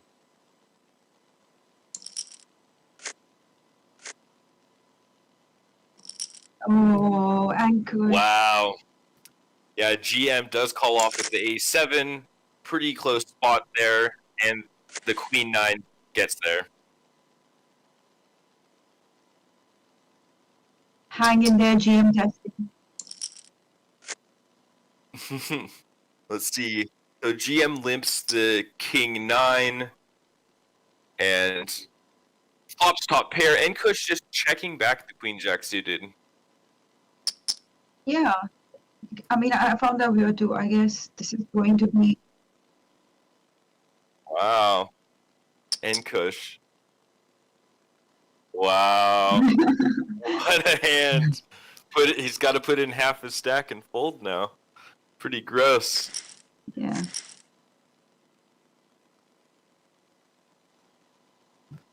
Wow. Yeah, pretty interesting hand. I kind of like the check back there with that Queen Jack suited. I don't know what you think about that, Muskan, but Yeah. I like checking back connecting hands and suited hands. So when you have a big suited connector like that, kind of the idea is they're going to limp Queen X and Jack X that you dominate. So if you check, you get to play against those hands and keep his range wide. If you raise, you don't want to raise fold. You don't want to just rip it in. So I really like the check back there. If you raise, then you're probably playing against a narrow range of hands that you don't necessarily want to narrow it here, because you want to make sure that they're limping, and you get a check and have them see the flop with their worst jacks and queens. I was saying, I think in the first stream, you said something so important that I want to just I want to remind everyone. You said that, you got to keep things simple. Even in maybe like if you want to go in the end game, if you want to talk about the end game, or, you just said that you got to keep things simple, not try too fancy stuff. So, I mean, that's what we have been seeing on this table. That people are doing that, and yeah, there's a lot of advantage to. I think we're missing out on these hands in our chit chat session. GM testing. GM testing chipping up a little bit there, and Kush here with the ace 10 suited, 8 big blinds or so, going to be an easy shove. But GM testing pulling back a little bit, putting a little less distance between him and this guy. Like there was this one Sorry for interrupting you. I was saying No, there was this go one ahead. hand where button shoved and lol, this guy was in the small blind and like he folded king jack. And I mean, like if you're randomly playing and short stacks are shoving, you've got to call that, right? But in the small blind, like Arjun, even though these players know that, I am ahead of them, they just make these disciplined folds and, they understand that this field does not require you don't have to do too many exploitative moves. You can just kind of play your cards and just seamlessly get there to the top. Well, hey guys, I'm back. Welcome. And clearly, I've missed out on a fair bit of action in the course of the time that I was not here. But as usual, I'm back to answer the contest question and, of course, the winners of that contest who win that ticket into the satellite for the FTS main event day 1A. We had asked you, what is Phil Hellmuth known as? And of course, the answer is Poker Brat, like a lot of people know already. Poker Brat is what Phil Hellmuth goes by, as we see this all in from Nkush. Yeah, and we actually saw GM testing shove the king 7 a couple hands ago, and Nkush wake up with the king 10 and decided to call it off, made the correct call, secured the double up, and GM testing back to where he was before, around 30 mil, and Kush Kevin, right around the same. Kevin, he just folded sixes here. So I want to ask you, what's the bottom of your calling range? While this guy folded sixes? No, GM folded sixes to Nkush's all in. Yeah, well, I mean, Nkush is just playing super unconventional, so it's hard to range him, and I can't really blame him for that. But GM going for the reshove there with the queen 3 off and running into it, and then next hand getting aces right after you lose your chips. They always do that, right? It's like right after I make the misplay, they give me the commentator's curse. So yeah, GM down to about 3.5 big blinds here, and Nkush, wow, he just exactly what I said. His plan was just get short-handed, ladder up, get short-handed, and hope things work out. And they have worked out for him so far. So GM only 2 big blinds behind with 2-3 suited. Kind of an interesting spot. I feel like you just have to go with it regardless. And he flops triple deuces. Wow. Amazing. Nice to be in GM's spot. Well, let me quickly tell the winners, mention the winners of that contest. The 3 people who won a free ticket into that satellite: Temin Pannu playing as Temin 007, Shaurya Pratap Pundir playing as Poker Guy 123, and Abhishek Gautam playing as Heart Loss. We feel your pain, bro. These are the 3 winners of that Phil Hellmuth contest question. We'll have one more contest question for you very, very shortly. But let's take a quick look at all the bust outs that have happened so far and who's won what at this final table. In 8th place, the first casualty of this big game tournament was Soham Pal, who took home 1.93 lakhs. And he was followed by Guddu Chaudhary, who took home 2.72 lakhs. Vivek Rughani, Poker Batman 27, taking home 3.62 lakhs for his 6th place finish. Rohit Singh with 4.63 lakhs in 5th place. And Pulkit Goyal, champion player, playing well but not going the distance. 5.9 lakhs for Pulkit, finishing in 4th place. And then there were 3. Kevin, Peter missed out on that game when they were throwing jokes at us and they were trying to break our poker face. So I want to do the same to Peter today. Oh boy. But I want you to try and crack his poker face, please. I can't stop smiling now, right now. I think I got some jokes for you. Yeah. Let me see if I can find some. Oh boy. Yeah, man. I actually did some homework on this because my dad has the best dad Ooh, jokes. all in. And we lose. Wow. Oh, GM. Jack on the river.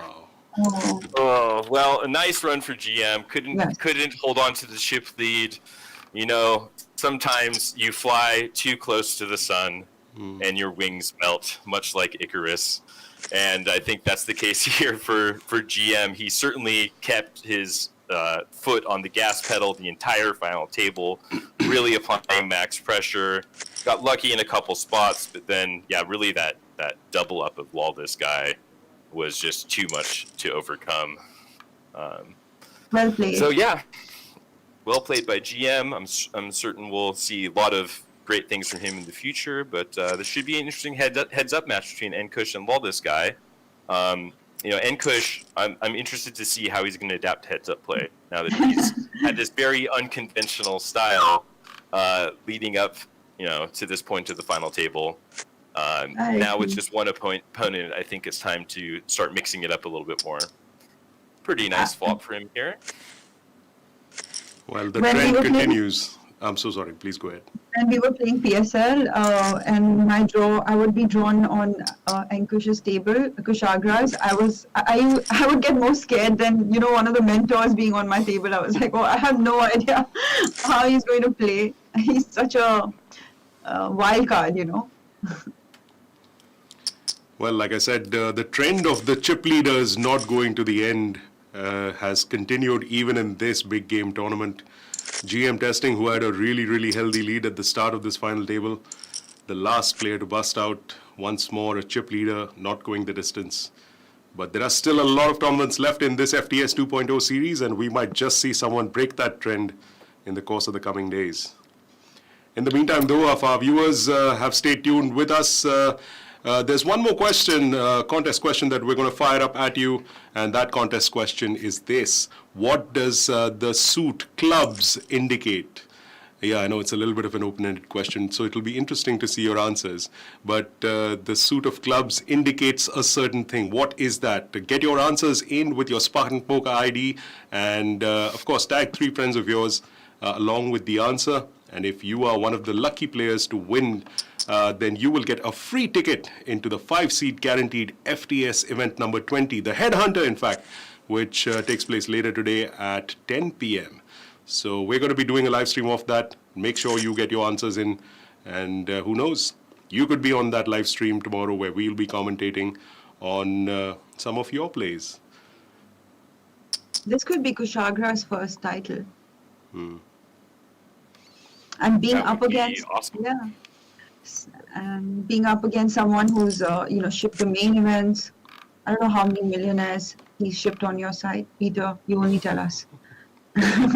Clearly, he's done very, very well for himself and continues to do so. His second final table here, if I'm not wrong, and I think just for both of them. Yep, and for going strength to strength. Lol, this guy we know, of course, he took down the main event at FTS 1.0, so certainly absolutely no lack of experience from Arjun Pasricha for the FTS. And who knows, we might just see one more title being bagged, but Enkush ain't going to give it up so easy.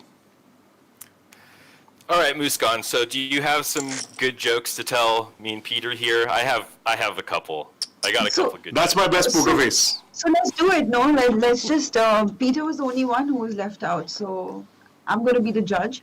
I'm going to watch his reactions. Oh boy. And I'm supposed to keep like a dead straight poker face while Game Kevin... face, proper game face. Come on, Peter.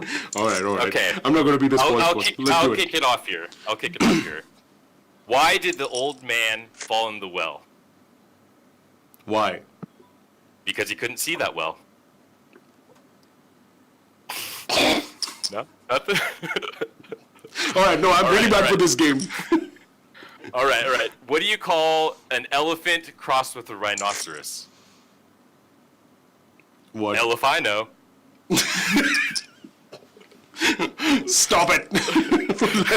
This is going to be really hard to manage here. I actually need a mask to keep a straight face on this one. Kevin McPhee doing his poker homework in more ways than one, and there you have an example of that. But in the meantime, Ankush holding the big slick. A thick knock-knock joke, please. A knock-knock joke? Yeah. Like a really intelligent one. I mean, all I know is I've been collecting a few. Kevin's face suggests that he knows some really dirty knock-knock jokes, which we probably can't air in this live stream. I don't think I know that many good knock-knock jokes. I know the banana one, or orange one, or whatever. Knock-knock? Who's there? Knock knock. Banana. Banana who? Oh wait, no, I know, I'm completely I have no idea what I'm doing. I'm completely butchering this. We need Sam for this one because he's gonna be super funny. And Do you guys know how you can tell when a joke is a dad joke? how? When its punchline is apparent. Oh my God. Ouch. Yeah? Yeah. Quite a dark one, I think. That. Okay, here we go. Pocket fours, 5 deuce suited. Spicy little 3-bet here, mixing it up. And wow, pocket fours. It looks like Nkush has got some great timing. He seems very aware of his image and how the other players are going to react to him. And he really, really times things quite well. It's been pretty impressive so far. And then also the opening to 3x and 3.5x. It's got to make a strong player who hasn't really studied that a little uncomfortable. And I kind of like that, bloating the pots against a better player. Or more experienced player, I should say. And then every so often he picks up a really nice hand like this ace jack, but no joy.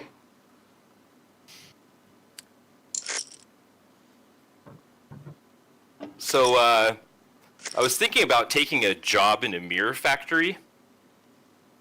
Yeah, I could really see myself doing that. No? Yes. Okay, I got one last one, okay? Yeah. What's brown and rhymes with Snoop? What? Dr. Dre. Nice. That was a nice one. I appreciate that. Most musicians would. So yeah, that was a pretty good one. Rhymes. I should bag that one for the future myself. Hold that, lol, this guy. You have 7 deuce off. Look at this. Ooh, wow. Yeah, and Nkush again, his timing is excellent. Yeah. Limping, and then they just fall for it, and he just springs the trap. Is he able to see this live stream for some reason with the cards face up? He's just been getting it bang on almost every single time. Yeah, it's pretty impressive. And 2 conflicting styles here. It's a lot of fun to watch. I had a word with Arjun Pasricha before the final table started, and he was actually looking forward to playing with Ankush only. He was like, I'm looking forward to playing with Kushagra. I like him. So I don't know why he likes him, but let's see.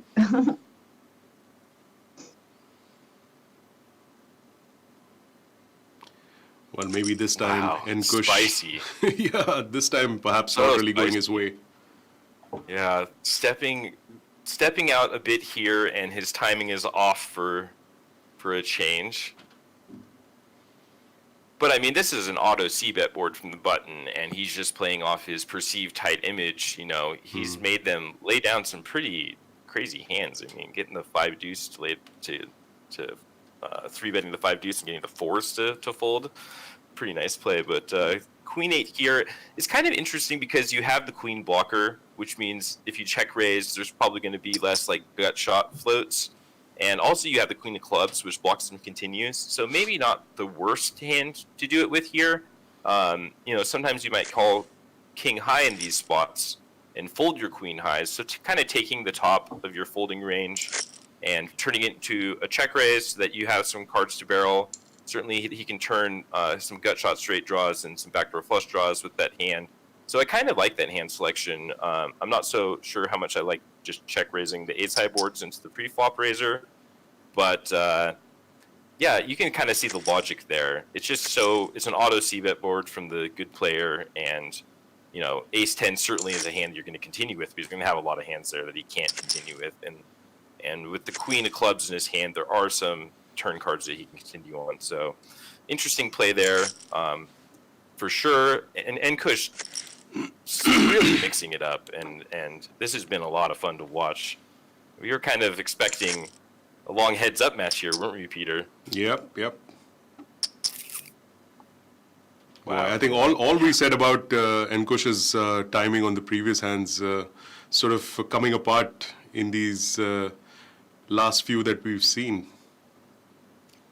Yeah, well, the jig might be up. I mean, he had quite a bit of squeezer vig built up from playing pretty conservatively at the table, and then once you build up that image, it allows you to kind of exploit the way that other players perceive you. So we've seen him really get out of line here with a few 3-bets heads up, 5 deuce suited, 7-4 offsuit, and he's been getting folds from much better hands. He got A7 and pocket fours to fold so far, so pretty interesting spot. Yeah, interesting spot here. These 4-3 deuce coordinated boards I think are always pretty interesting. We do see the Queen 10 just check back and take the free card, and I'd like to see a bet here from Nkush with the gut shot, and we do see him just bomb it. So nice play from him. Ooh. Wow. Here I thought the hand was over. Well, sticking with his username, lol this guy. And yes, this guy takes it down. Great play. That's some street poker right there. Taking it to the streets.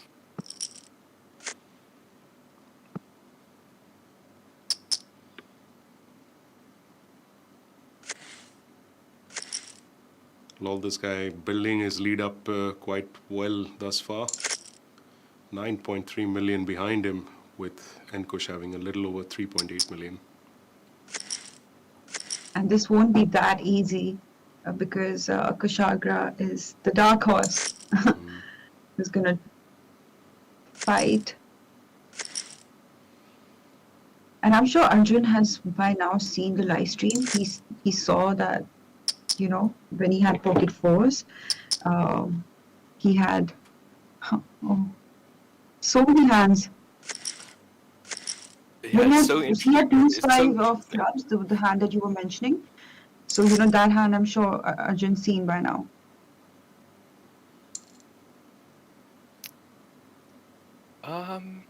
Yeah, I mean, I would probably be a little not happy if it's pretty hard to make a pair in heads up play and then to fold a pair and see that the guy had 5 deuce suited. Yeah. If he does see that, that certainly will change the dynamic of this heads up match. The veil will be lifted. The veil of secrecy to what Nkush is exactly doing over there will be lifted somewhat. And also, Arjun knows that, it'll be easy for him to chip him down. So that is also he doesn't have to get into all these big hands unnecessarily against a player that he knows that, he can crush. Mm-hmm.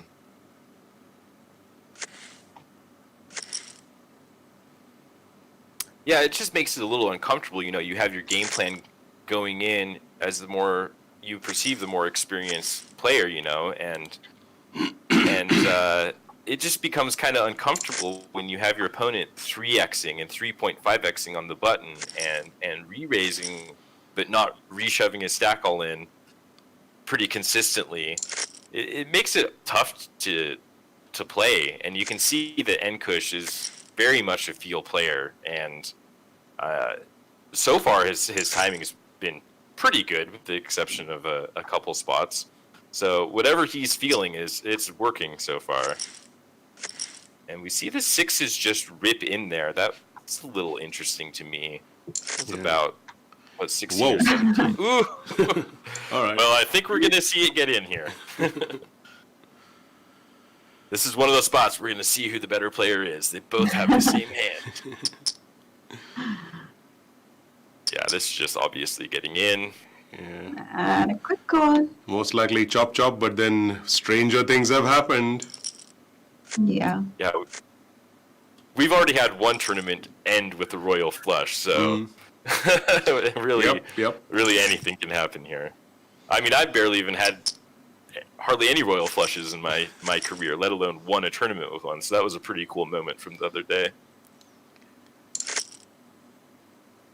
Wow, well, we might see it get in here. Pretty hard for both of them to find fold here, pre-flop at least.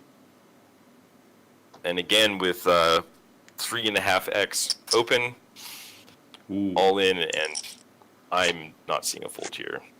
Oh, and Yeah, it. and lol, this guy. Lol, this guy! Oh, it's this guy. Congratulations. Wow. Well done, Arjun Pasricha. Lol, this guy taking down this tournament, the big game title.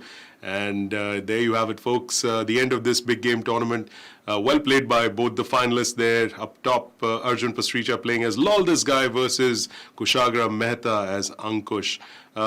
Pretty interesting final table here. We knew that going in, that some of the absolute cream of the crop of Indian poker playing at this final table. Muskan, I think from whatever you've seen over the course of this final table, pretty much went the way it was supposed to, except of course the trend of the chip leader not finishing in the top two. Exactly, they were able to maintain their stacks, but it was commendable how the short stacks fought their way, and they tried their best. And we saw some really good poker today, and especially for someone like Kushagra, who is a wild card, for him also to enter the table with just 20 big blinds and then finishing runners up. That was a very impressive performance. And of course, lol, this guy. Let's just once do this for him. You deserve it. Over to you, Kevin. Well, yeah, I mean, I'm really impressed by lol, this guy, and I certainly enjoyed watching Goonjan Mall navigate the big stack. It was a lot of fireworks and just maximum aggression. It was a lot of fun to watch, but his timing was a little bit off. He gave lol, this guy that big double up, and that propelled him to the victory. But this just goes to show that the big game and these higher buy-in events bring out the cream of the crop of of the Indian poker community, and you're going to see a lot of elite players and some really unique play at the final table. And I think we were quite blessed getting the heads-up match that we did, because we had two very unconventional styles playing against each other there. Conflicting styles, I should say. And I thought it was a really fun heads-up match to watch. So hopefully we'll see more of these players at future events, but that was certainly a very entertaining final table. Absolutely, and as our co-commentators have said, we expected a lot of fireworks. We did get to see a lot of fireworks and some very, very interesting plays. Just a reminder, once again, it was heads up between Kushagra Mehta playing as Nkush versus Arjun Pasricha as lol, this guy. And in the end, Arjun Pasricha going the distance, claiming the title here of the big game for a sum of 16.44 lakhs. And Kushagra will have to soothe his sting with that 10.37 lakh payday. But well played to all of the players on this final table. It was a fantastic game, no doubt. We enjoyed ourselves, and we hope you did too. We will be back, of course, tomorrow with yet another live stream here, along with these fun co-commentators of ours.